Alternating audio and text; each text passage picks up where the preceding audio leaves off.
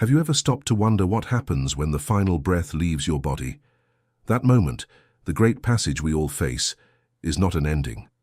It is a brilliant, blinding awakening. Imagine stepping out of a dark, heavy coat you've worn for decades and into the soft, warm light of an eternal dawn. This is not the cold void of nothingness. It is the vibrant, bustling, organized world we call the spiritual plane. This is where life truly begins, and it starts with a moment of profound, undeniable relief. The first sensation for many is peace, an extraordinary lightness.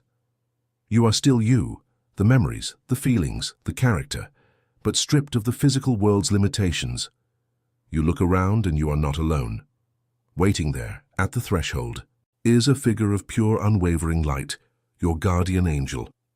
This is the connection you have spent your entire life forging, often unconsciously, through every silent prayer, every moment of genuine compassion, every ethical choice you made.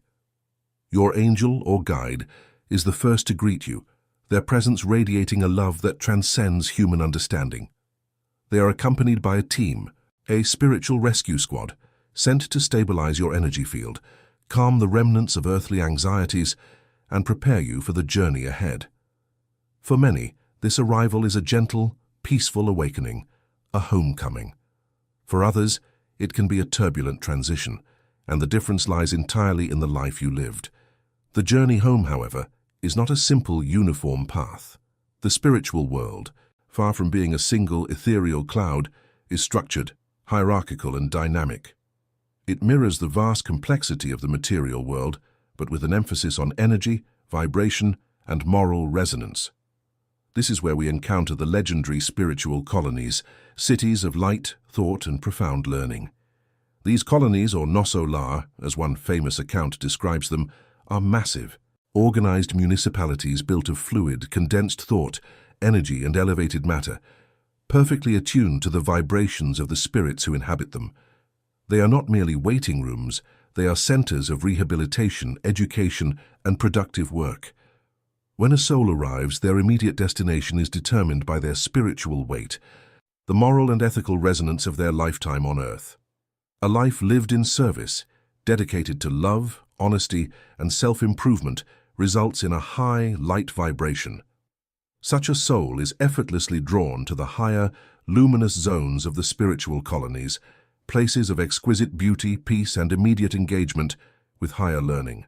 But what about the others? The ones who struggled, who succumbed to vice, anger, or deep attachments? They too are met with infinite mercy, but their initial path is different. Their spiritual body, still vibrating with the disturbances of their past actions, fear, guilt, regret, cannot immediately resonate with the higher light. They may require intensive care in special recovery wards, perhaps in the lower, more shadowed, but still compassionate areas of the colonies, or sometimes even in transitional zones closer to the Earth's surface. Until their inner vibration is purified, no one is ever abandoned. The love of God ensures that even the darkest soul is given help, but the time and difficulty of recovery depend entirely on the moral ledger they bring with them. This is the profound truth of divine justice.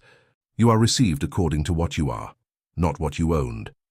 Let us explore these contrasting worlds, for they are the direct consequences of our choices.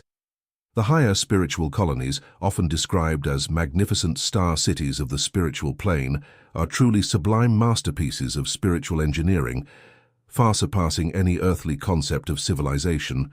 Inspired by accounts like Nosso Lar from André Luis, we can picture these domains. The architecture is not based on static stone or steel, but on fluid light and harmonious thought forms. Imagine soaring, luminous structures, great domes and elegant towers that glow with an internal radiance, all designed to channel and concentrate benevolent spiritual energy. The atmosphere itself is a tonic, perpetually clean and vibrating with profound serenity. These colonies are highly specialized centers of civilization. They house ministries dedicated to every facet of life. The Ministry of Assistance focuses on immediate relief and moral support for the recently deceased. Newcomers, often still bewildered by the transition and burdened by residual guilt or regret, are taken to welcoming pavilions. Here they receive personalized counseling and specialized fluidic treatments gentle energy passes that dissolve emotional debris and stabilize their spiritual bodies. This dedicated support ensures that every soul, even those who struggled but hold a spark of goodwill, gets a firm footing for their new life. The relentless work of these enlightened spirits is the very engine of planetary progress. They are engaged in continuous, vital service, not for personal gain, but for universal good. Through the Ministry of Communication and Guidance, massive efforts are coordinated. These spirits are the silent architects of world events. They inspire incarnate scientists with intuitive insights, guide compassionate leaders in their ethical decisions, and form vast invisible networks that influence human thought, art, and law toward justice and peace. They are the constant benefactors, tirelessly transmitting waves of positive, elevating thought down to the dense material plane, offering clarity and protection to any soul on earth who is willing to listen and act correctly. Their work is a testament to the fact that there is no rest in the universe, only purposeful, joyful service aimed at collective evolution. But just as light creates shadow, there are the lower zones, the regions of intense suffering known collectively as the Umbral. This is not a place of divine punishment, but a direct consequence of moral decay and persistent negative vibration. When a soul departs with deep-seated hatred, self-pity, guilt, or attachment to earthly vice, their energy field is heavy, dark, and cannot tolerate the light of the higher colonies. They are drawn by the law of affinity to the Umbral, a desolate, murky landscape shaped by the collective misery and obsessive thoughts of its inhabitants. The Umbral is a realm of shadows, cold, and a constant, suffocating anxiety. The spirits here are often deeply confused, believing they are still alive or trapped in endless cycles of regret and fear. They see the physical manifestations of their own vices, monstrous forms created by their mental projections, or the grim, demanding entities that feed on their despair. It is a world of darkness where time seems stagnant, and the suffering is internal, psychological, and often acute. Yet even in the Umbral, the divine mercy holds a thread of hope. It is from this region that the dedicated rescue teams from the higher colonies descend, often at great risk and effort, spurred by the sincere prayers of loved ones or the slightest flicker of repentance from a soul in agony. The Umbral is a temporary state, a consequence of self-imprisonment, and the door to progress, though difficult, is never truly locked. This brings us to the most vital lesson of our earthly existence, the supreme importance of living ethically, of dedicating ourselves to goodness. Our time on earth is a sacred school. Every interaction is a lesson, every choice a spiritual investment. When we choose integrity over deceit, compassion over judgment, and forgiveness over resentment, we are literally building the mansion of light that awaits us. These principles, love God above all things and love your neighbor as yourself, are not just moral guidelines. They are energetic laws. They ensure a smooth, joyous transition. They guarantee that upon arrival, instead of needing years of recovery, you are immediately welcomed as a productive, valuable citizen of the spiritual world, ready to resume your evolution. Think of it. The spiritual colony is a city where every citizen is engaged in useful activity. There are hospitals staffed by advanced healer spirits, schools of music and art, centers for atmospheric engineering, and workshops where spirits are trained to assist incarnate souls. Your earthly occupation, if it involves selfless service, often finds a direct translation here. A compassionate nurse becomes a spirit helper in a recovery wing. A dedicated teacher continues to guide souls in the schoolhouses.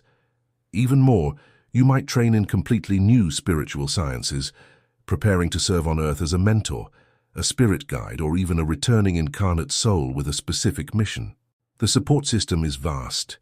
Every colony has a ministry of aid, a ministry of communication, and departments of reincarnation. Spirits study the past lives of those recently arrived to understand their complex needs. They offer therapeutic treatments using fluidic energies or passes to help release deep-seated trauma and emotional blockages. They receive personalized education to correct past errors and strengthen their moral fiber. This world is designed for progress, growth, and collective elevation. It is a university without end, a boundless opportunity to learn the higher laws of the universe. Now, let us turn to the indispensable tool we have been given to navigate our earthly journey and ensure that connection to the guiding light, prayer. Pre-C. Prayer is not a simple request list shouted into the void. It is a powerful, energetic communication system.